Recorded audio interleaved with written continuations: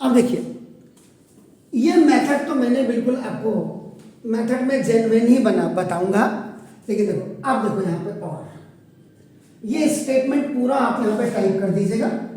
Let small A be the first term of an AP and small D is the common difference. Half marks कायदे से इसमें मिलता है आपका नाम है।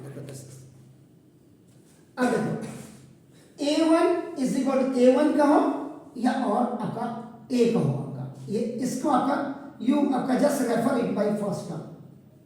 तो फर्स्ट टर्म A आपका देखो A लिखो या A1 लिखो, कोई दिक्कत नहीं है आपका नाम का।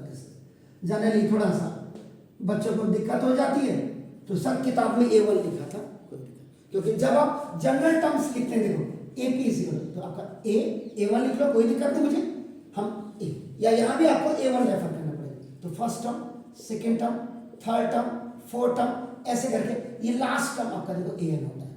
इससे आगे वाला 100 है तो 100 के आगे वाला टर्म क्या होगा 99 होगा, तो देखो इसको AN-1 हो जाता है। ऐसे ये बच्चों को पता होना चाहिए। देखो AP फर्स्ट टर्म को आप ऐसे लिखते, सेकेंड टर्म को आप क्या क्या लिखते A+1D लिखते, थर्ड टर्म को आप क्या लिखते हैं A+2D लिखते हैं, फोर्थ टर्म को आपका क्या लिखते हैं आप A+3D लिखते हैं, और nth टर्म को आप क्या लिखते हैं A+n-1 × D। अब आपका जो फर्स्ट टर्म आपका है, तो फर्स्ट टर्म का मतलब यहाँ पे देखो आपका S1 लिखते हैं। अब आप देखो यहाँ पे इसको कॉमा करके देखो Sn इज इक्वल टू ऊपर देखो 3n² माइनस आपका देखो ये 4n, ये आपको गिवन बन गया।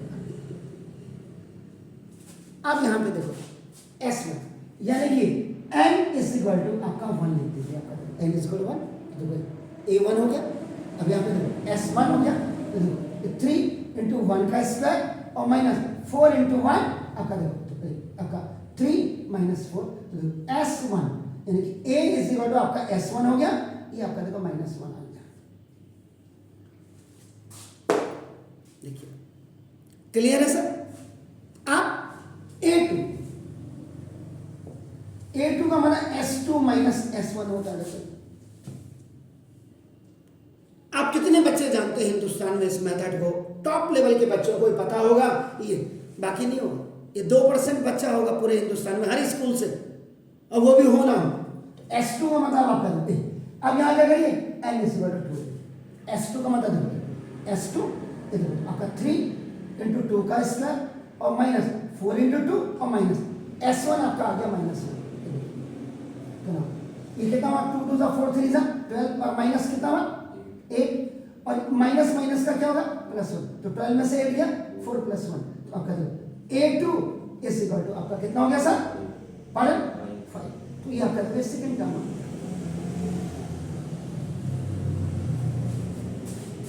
देखिए नाउ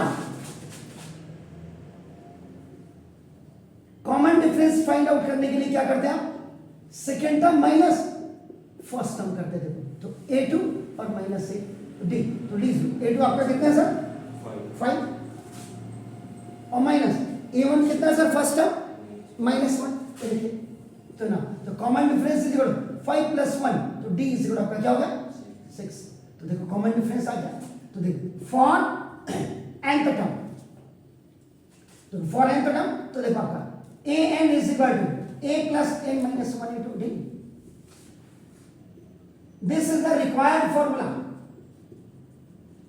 जो nth टर्म के लिए an is equal to a, first term आपका कितना सर -1, ठीक है सर, और प्लस n-1 और D कितना है सर 6।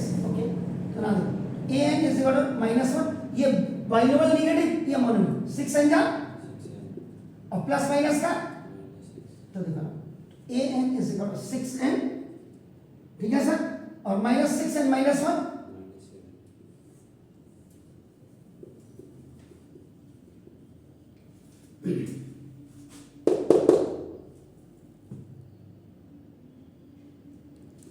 सेकेंड मेथड आ गया। पता ही नहीं होगा बच्चों को, ना मास्टर बता रहा है ना बच्चे।